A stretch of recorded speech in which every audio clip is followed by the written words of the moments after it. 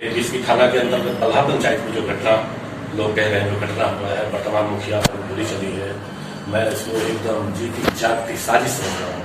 क्योंकि इन सभी पूरे परिवार के सदस्यों का शुरू से ही अपराधियों से दोस्ती और अपराधियों से दुश्मनी, क्योंकि जीवन भर इन लोगों ने दिल्ली में भी लोगों को थाना जैसे लोगों को मकान कब्जा करना, ऐसी जगहों पर फंसाना, इन लोगों का कब्रिस्तान कब्जा करना, मस्जिद कब्जा करना, इस प्रकार से मतलब सारा अनलीगल ही करना।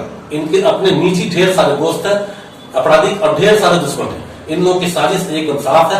तो ऐसा कुछ बनाकर दिखाया जाए, ऐसा कुछ बनाया जाए माहौल को, ऐसा कुछ घटना दिखाया जाए ताकि गवर्नमेंट हमें जेट सुरक्षा जैसी दे दे, ताकि मैं बहुत बड़ा लोग कर रहा हूँ। केवल जेट सुरक्षा, इस प्रकार की सुरक्षा के लिए इन लोगों ने ये बनाया है, जो कुछ लोगों को इस केस में परेशान करते हैं। इससे पूर्व में जो पोखरटोला में घटना हुआ 2022 में, ये 2021 का पंचायत चुनाव हुआ, यही लोग वहां गए थे मार दंगा करने, वहां जाके वहां स्थल भी निरीक्षण अनुमंडल पुलिस पदाधिकारी जी किए, यही लोग गोली भी चलाए।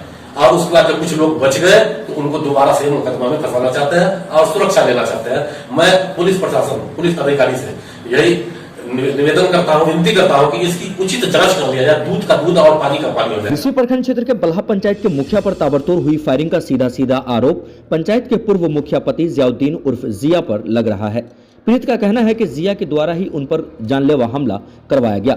खुद पर लगे आरोप पर अपनी बात रखते हुए जियाउद्दीन उर्फ जिया ने बदलता हिंदुस्तान से एक वीडियो शेयर किया है, जिसमें उन्होंने इस गोलीकांड को मुखिया के द्वारा ही रची गई साजिश बताया है।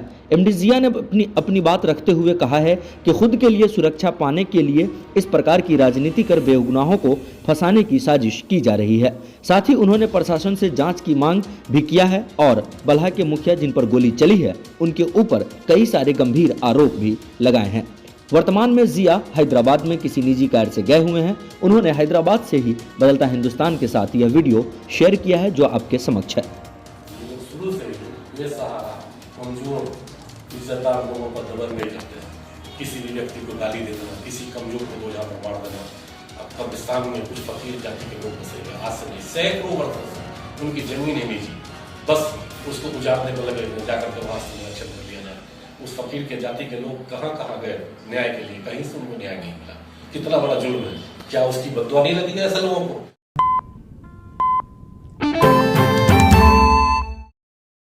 प्रखंड के इसकी थाना के अंतर्गत बल्हा पंचायत में जो घटना लोग कह रहे हैं जो घटना हुआ है, वर्तमान मुखिया पर गोली चली है, मैं इस मुखिया पर गोली चली है, मैं इसको एकदम जीती जागती साजिश समझ रहा हूँ। क्योंकि इन सभी पूरे परिवार के सदस्यों का शुरू से ही अपराधियों से दोस्ती और अपराधियों से दुश्मनी, क्योंकि जीवन भर इन लोगों ने दिल्ली में भी लोगों को थाना जैसे लोगों को मकान कब्जा करना, ऐसी जगहों पर फंसाना और उसके बाद यहाँ भी आने के बाद यही काम करना कंटिन्यू।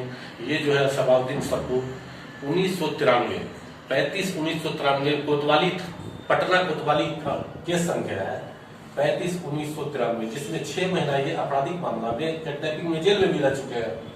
और आज भी कोई भी व्यक्ति अगर जीता है, भारत विश्व का सबसे बड़ा लोकतंत्र देश है, यहाँ कोई भी हार सकता है, कोई भी जीत सकता है, बड़े बड़े लोग जीतते हैं, हारते हैं, इसका ये मतलब कहीं से नहीं होता है। इन लोगों का कब्रिस्तान कब्जा करना, मस्जिद कब्जा करना, इस प्रकार से मतलब सारा अनलीगल ही करना।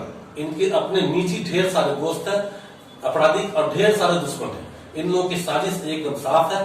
तो ऐसा कुछ बनाकर दिखाया जाए, ऐसा कुछ बनाया जाए माहौल को, ऐसा कुछ घटना दिखाया जाए ताकि गवर्नमेंट हमें जेट सुरक्षा जैसी दे दे, ताकि मैं बहुत बड़ा लोग कर रहा हूँ। केवल जेट सुरक्षा, इस प्रकार की सुरक्षा के लिए इन लोगों ने ये बनाया है, जो कुछ लोगों को इस केस में परेशान करते हैं। इससे पूर्व में जो पोखरटोला में घटना हुआ 2022 में, ये 2021 का पंचायत चुनाव हुआ, यही लोग वहां गए थे मार दंगा करने, वहां जाके वहां स्थल भी निरीक्षण अनुमंडल पुलिस पदाधिकारी जी किए, यही लोग गोली भी चलाए।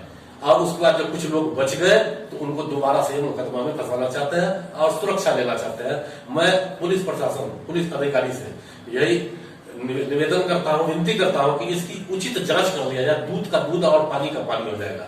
क्योंकि हमारे देश में एक हंस जाति होता है जिसे बत्तख कहते हैं। दूध और पानी यदि एक जगह पर रख दिया जाए तो वो दूध पी जाती है और पानी को छोड़ देती है।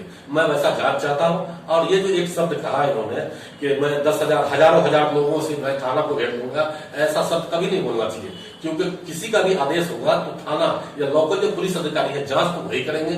आपको अगर घमंड है लोकतंत्र, आपको अगर घमंड है अपने इस पर क्या बोलते हैं, आपको लोगों पर आप 100-200 से गिरवा सकते हैं, ऐसा बात नहीं। मेरे साथ भी लोकतंत्र लोग हैं, हमारे साथ में सच्चाई को जान रहे हैं। मैं 10,000 से गिरवा सकता हूं, लेकिन नहीं, ये बेवकूफ लोग, एकदम अनपढ़ लोगों की ये सोच है। थाना क्यों गिरवाएंगे?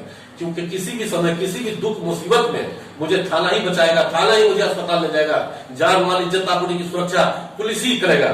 इसलिए हमें कभी पुलिस के खिलाफ टिप्पणियां नहीं करना चाहिए। पुलिस को एकदम छोड़ दिया जाए ताकि वो खूब अच्छे ढंग से जांच करे, पुलिस का ब्रेन वॉश न किया जाए, पुलिस को धमकाया न जाए। ये लोग शुरू से ही बेसहारा, कमजोर, इज्जतदार लोगों पर दमन नहीं करते। किसी भी व्यक्ति को गाली दे देना, किसी कमजोर को बोझा पर मार देना। अब कब्रिस्तान में कुछ फकीर जाति के लोग बसेंगे, आज से नहीं, सैकड़ों वर्षों से उनकी जमीन है निजी, बस उसको उजाड़ने को लगे हुए, जाकर के वहां से निरीक्षण कर लिया जाए। उस फकीर के जाति के लोग कहां कहां गए न्याय के लिए, कहीं से उनको न्याय नहीं मिला। कितना बड़ा जुल्म है। क्या उसकी बददुआ नहीं लगी है ऐसे लोगों को? देखिए, मैं अपनी पत्नी के नाम से जमीन खरीदा 2019 में, 20 में, 3 वर्ष पहले खरीदा, जो एकदम लीगल तरीके से हमने खरीदा। उस जमीन को ये जीतने के बाद आक्रोश में दूसरे भाई से लिखवा लिया जमीन। ये देखिए, झगड़ा को ये खरीद रहा है या नहीं खरीद रहा है? झगड़ा को खुद खरीद रहा है। मैं ऐसे परिस्थिति में यही कहना चाहूंगा कि आप सभी लोग एक एक शब्द को समझिए। क्या जरूरी था?